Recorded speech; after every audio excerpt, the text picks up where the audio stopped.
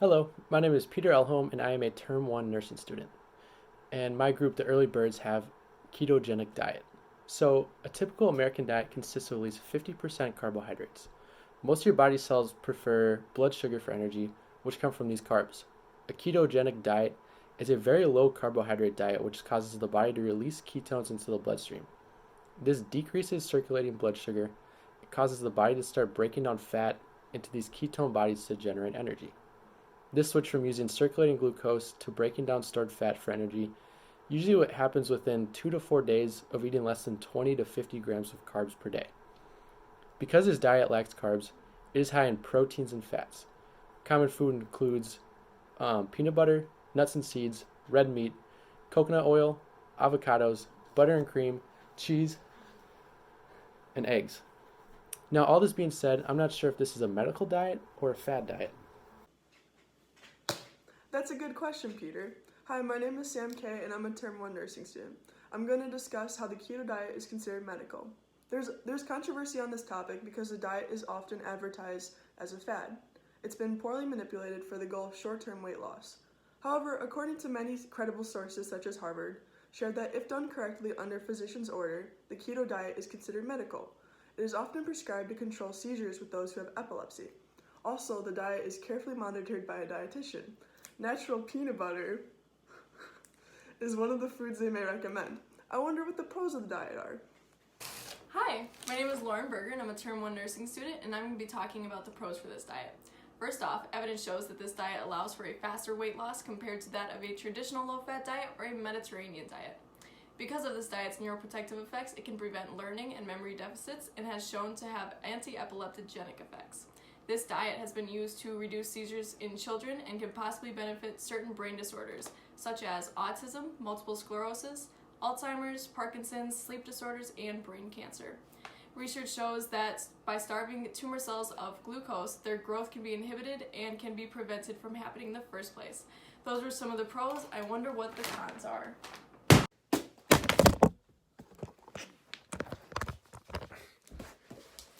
Thanks for asking, Lauren. My name is Quentin Alexander, and I'm a Term 1 nursing student, and today I'm going to be talking about the cons of the keto diet. There are many cons associated with the keto diet.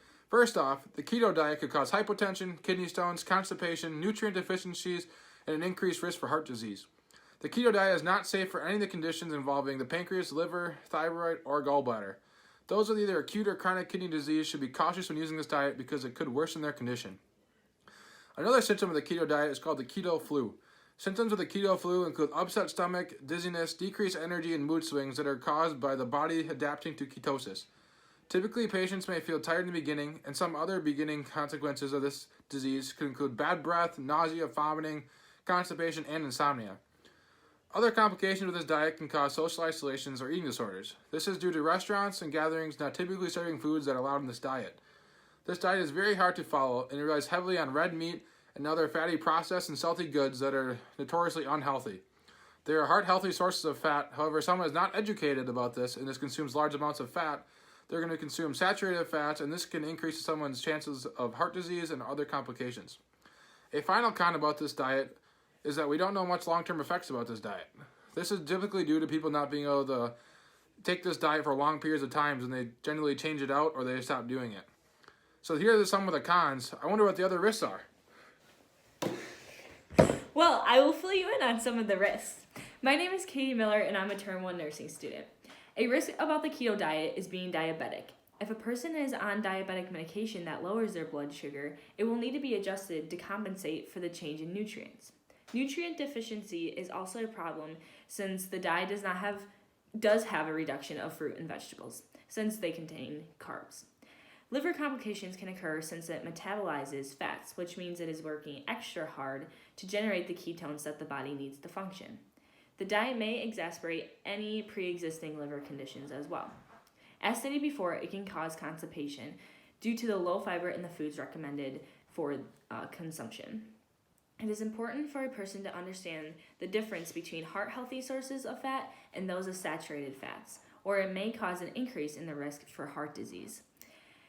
A heart-healthy fat is coconut oil. Now on to learning about the benefits of the keto diet. Hi, my name is Grace Clary, and I'm a Term 1 nursing student here to tell you about the benefits of the ketogenic diet. First is initial weight loss. When the body is in a state of ketosis, it uses stored fat rather than the usual source of blood sugar from carbs as a source of energy, resulting in initial weight loss. However, this is not always maintainable. The next is that there is solid evidence that the ketogenic diet reduces seizures in children. It also has been shown to increase blood sugar control, at least short term, for patients with type 2 diabetes. And last but not least, it has also been shown to reduce hyperinsulinemia and improve insulin sensitivity. I wonder what the sources have to say about this. Hi, I'm Sydney and I'm a Term 1 nursing student. A few other sources we found had additional information regarding the ketogenic diet.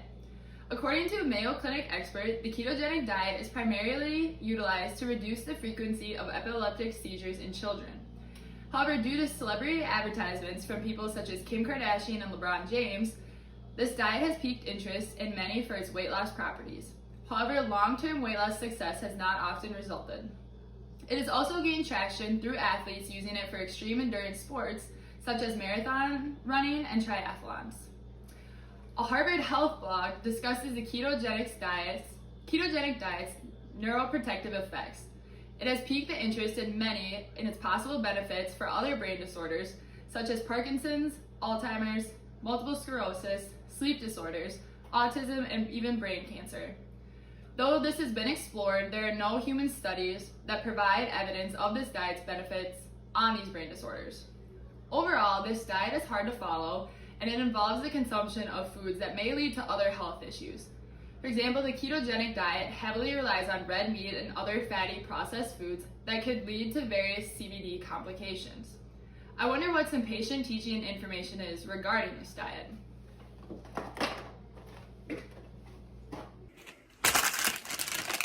Alright, hi, my name's Kayla. So what kind of things do you need to know when you're on a ketogenic diet?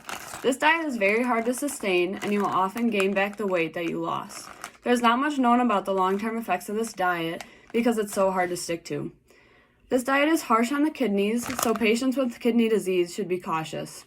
When switching to the ketogenic diet, changes should be made gradually with consultation from your provider.